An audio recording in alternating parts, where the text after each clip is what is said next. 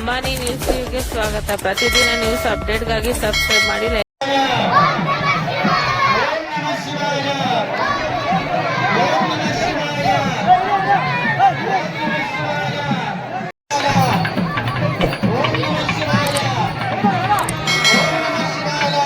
Ambani news TV ವೀಕ್ಷಕರಿಗೆ ನಮಸ್ಕಾರ.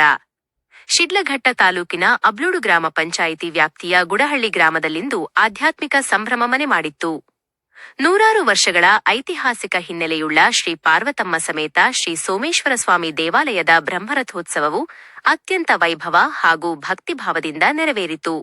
ಈ ಅದ್ಧೂರಿ ಕಾರ್ಯಕ್ರಮದ ಕುರಿತಾದ ಇಲ್ಲಿದೆ ಒಂದು ವರದಿ, ನೋಡೋಣ ಬನ್ನಿ. ವರದಿ ವಿವರ. ಈ ಮಹತ್ತರ ಧಾರ್ಮಿಕ ಕಾರ್ಯಕ್ರಮದಲ್ಲಿ ಶಿಡ್ಲಘಟ್ಟ ಕ್ಷೇತ್ರದ ಜನಪ್ರಿಯ ಶಾಸಕರಾದ ಬಿ.ಎನ್.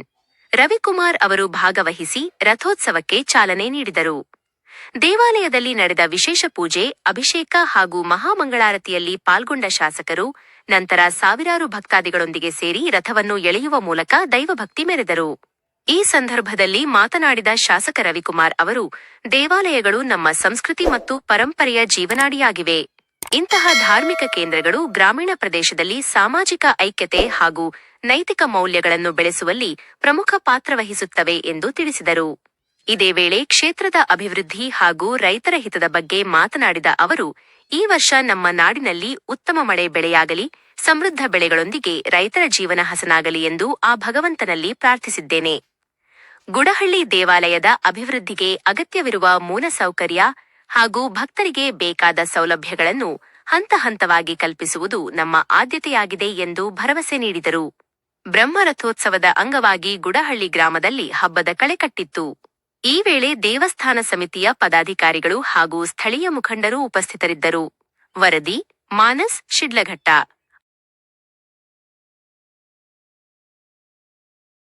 ಹಬ್ಬದ ಪ್ರಯುಕ್ತವಾಗಿ ಈ ದಿನ ಗುಡಹಳ್ಳಿ ಗ್ರಾಮದ ನೂರಾರು ವರ್ಷಗಳ ಇತಿಹಾಸ ಇರತಕ್ಕಂಥ ಶ್ರೀ ಸೋಮೇಶ್ವರ ಸ್ವಾಮಿಯ ಬ್ರಹ್ಮರಥೋತ್ಸವ ಕಾರ್ಯಕ್ರಮಕ್ಕೆ ಈ ಭಾಗದ ಎಲ್ಲ ಭಕ್ತಾದಿಗಳು, ವಿಶೇಷವಾಗಿ ಈ ಭಾಗದಲ್ಲಿರ್ತಕ್ಕಂಥ ಎಲ್ಲ ದೇವಾಲಯ ಸಮಿತಿಯ ಅಧ್ಯಕ್ಷರುಗಳು ಮತ್ತು ಸದಸ್ಯರುಗಳು, ಈ ಗ್ರಾಮಸ್ಥರು ಇವತ್ತು ಪ್ರತಿ ವರ್ಷ ಏನ್ ನಮ್ಮ ಮಹಾಶಿವರಾತ್ರಿ ಹಬ್ಬದ ಸಂದರ್ಭದಲ್ಲಿ ಶ್ರೀ ಸೋಮೇಶ್ವರ ಬ್ರಹ್ಮರಥೋತ್ಸವವನ್ನ ಒಂದು ಕಾರ್ಯಕ್ರಮವನ್ನು ಹಮ್ಮಿಕೊಂಡಿದ್ದಾರೆ.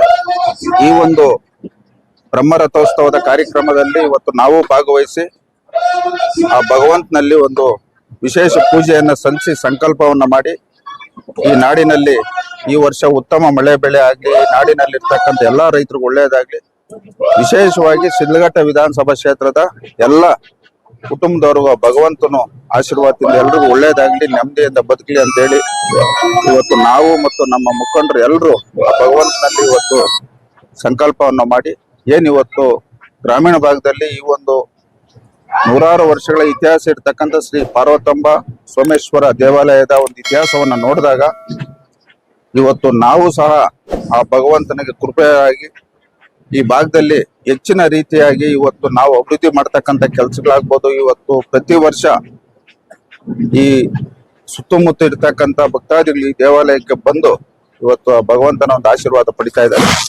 ಮುಂದೇನೂ ಸಹ ಇದಕ್ಕಿಂತ ಹೆಚ್ಚಿನಾಗಿ ಬ್ರಹ್ಮರಥೋತ್ಸವ ನಡೀಲಿ.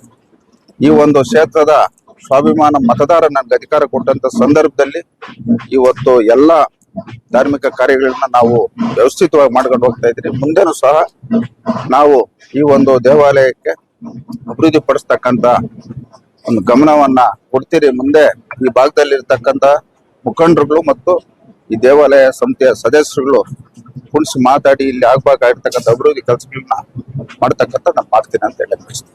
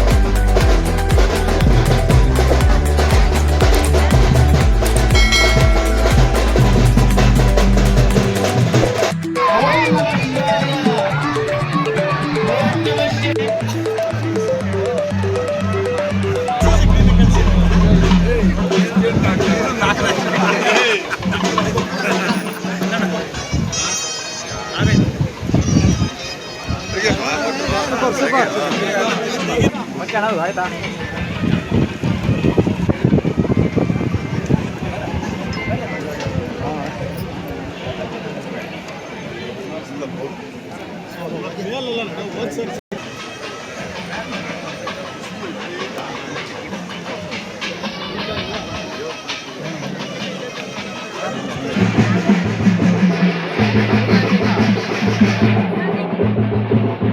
Ramanna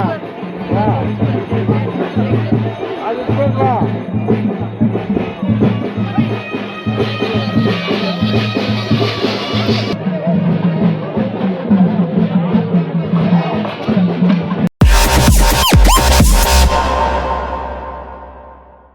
Subscribe to my channel.